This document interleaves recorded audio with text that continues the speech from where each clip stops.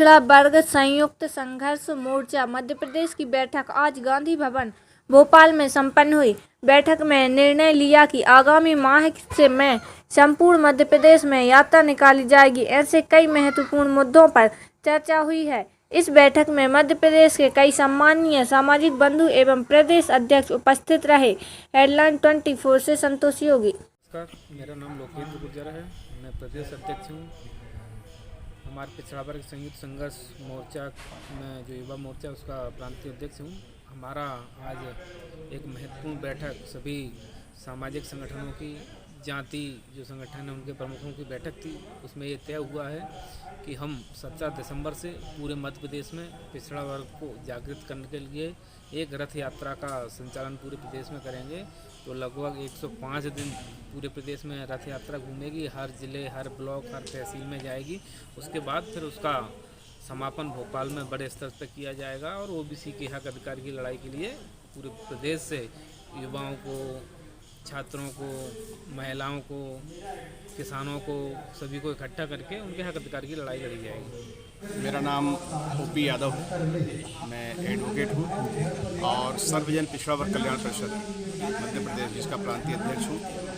और आज यहाँ पर जो पिछड़े वर्ग के संयुक्त मोर्चा संघर्ष मोर्चा का एक रथ यात्रा निकलनी है आगामी दिनों में, उसकी तैयारी के सिलसिले में आज ये बैठक यहाँ आयोजित की गई। और पिछड़े वर्ग को कल्याण और उनके जो हित हैं उनके लिए ये संगठन लगातार संघर्षरत रहा है और उसी कड़ी में आगे बढ़ाते हुए हम इस रथ यात्रा में हमारा संगठन सर्वजन पिछड़ा वर्ग कल्याण परिषद पूरा सहयोग करेगा और पिछड़ा वर्ग कल्याण और उनकी जो नीतियों को पूरी तरह से यहाँ लागू हो। मध्य प्रदेश में 27% आरक्षण लागू हो, जो कि पिछली सरकार ने लागू किया था। किन्हीं कारणोंवश जो भी उसमें व्यवधान है, जो भी दिक्कतें हैं वो पूरी की जा सके, इसलिए हम रथ यात्रा निकालेंगे और संघर्ष करेंगे।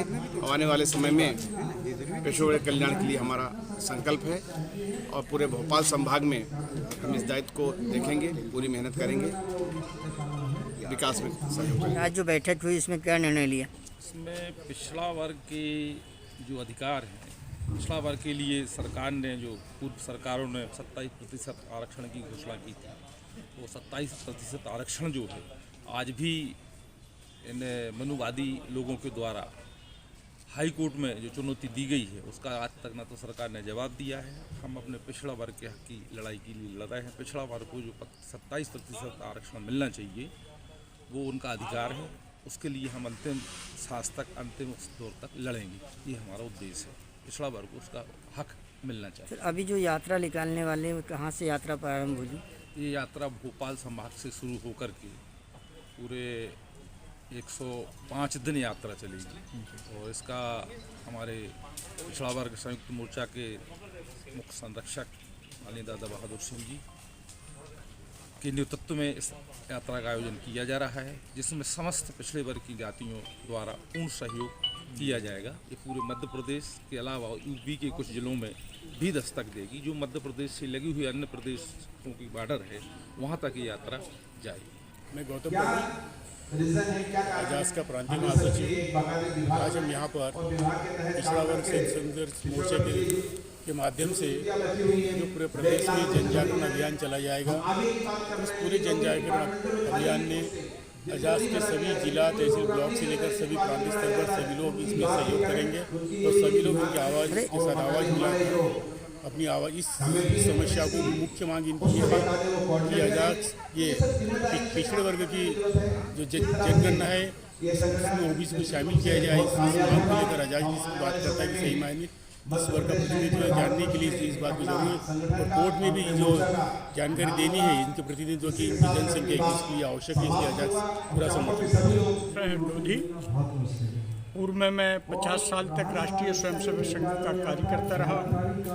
2013 से मैं पिछड़े वर्गों के हित के लिए काम कर रहा हूँ और पिछड़े वर्गों के हित आवश्यक इसलिए है, यदि आप इस राष्ट्र का सर्वांगीण विकास चाहते हैं तो इस राष्ट्र के सभी जनगण का सम्यक दृष्टि से विकास होना चाहिए। परंतु हमारे देश में इस राष्ट्र के विकास में 85% समाज को उपेक्षित किया जाता है 15% समाज प्रत्येक दोनों क्षेत्र में आगे बढ़ता है, अच्छा काम कर रहा है वो 15% लोग, परंतु क्षति ये होती है कि ये 15% का योगदान है।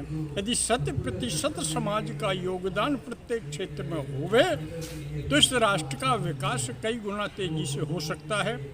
परंतु ये संरक्षणवादी स्वार्थी कुछ शक्तियां हैं जो हमें बढ़ने नहीं देती और अब ये रूक्षता की ओर बढ़ चुकी हैं। हम इनका प्रतिकार करना चाहते हैं, इनको समझाना चाहते हैं कि पिछड़े वर्ग की संख्या के अनुपात में उनकी योग्यता अनुसार प्रत्येक क्षेत्र उनको छोड़ देवे, इनको आगे बढ़ने का अवसर देवे, देश का भला होगा। मैं एक दो प्रमाण में आपको दे देना चाहता हूँ। आपके सामने अभी मध्य प्रदेश का मुख्यमंत्री है शिवराज सिंह चौहान। ये चौहान लिखता जरूर है तो किरार जाति का। किरार जाति भारत के पिछड़े वर्गों की एक जाति है। कभी किसी ने सोचा था कि शिवराज सिंह एक सुयोग्य मुख्यमंत्री हो सकता है? जिस दिन ये मुख्यमंत्री बना था तो सब सोच रहे थे कितने दिन चलेगा, परंतु मध्य प्रदेश का सर्वाधिक लंबे समय तक मुख्यमंत्री रहने वाला व्यक्ति कोई बना तो शिवराज सिंह चौहान बना। इसका मतलब है पिछड़े वर्गों के व्यक्तियों में योग्यता है, योग्यता अनुसार यदि उनको अवसर मिलेगा तो वो अच्छे से अच्छा काम करके दिखाएंगे। आज की हिंदुत्ववादी शक्तियों को लालू यादव पसंद नहीं, उसको जंगली राज और पता नहीं क्या क्या कहते हैं। 15 साल उसने बिहार की राजनीति पे एक छत्र राज किया है। उसकी योजकता, समाज को जोड़ने की क्षमता आप देखें तो अपनी पत्नी जो लगभग अनपढ़ है उसको भी मुख्यमंत्री बना करके देश का शासन चला लिया। दक्षिण भारत में चले जाइए, करुणानिधि परिवार, उसकी योग्यता से आप इनकार कर सकते हैं। अब कर्नाटक में चले जाइए, देवेगौड़ा, कुमारस्वामी, इनकी योग्यता से आप किसी प्रकार से इनकार कर सकते हैं।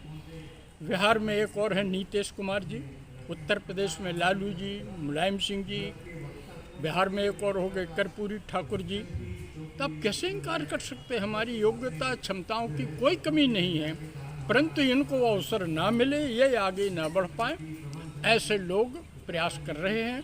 ऐसे प्रयास करने वालों को हम अराष्ट्रीय मानते हैं, इस राष्ट्र को घातक मानते हैं।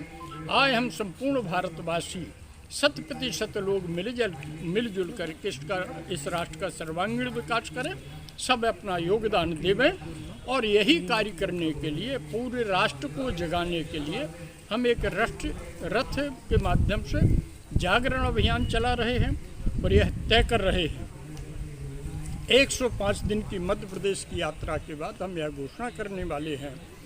इस यात्रा के बाद संपूर्ण राष्ट्र की जो जागरण यात्रा होगी, संपूर्ण सवर्णों के साथ अन्य जो सत्ता की निहित स्वार्थी शक्तियां हैं, प्रशासन की जो निहित स्वार्थी शक्तियां हैं, सबको बता देना चाहते हैं मई 2023 तक संख्यानुपात में हमारी भागीदारी सुनिश्चित करें, अन्यथा इस व्यवस्था को हम अमान्य घोषित करेंगे और संपूर्ण पिछड़े वर्ग को मिलकर के हम इस व्यवस्था को पलट देंगे।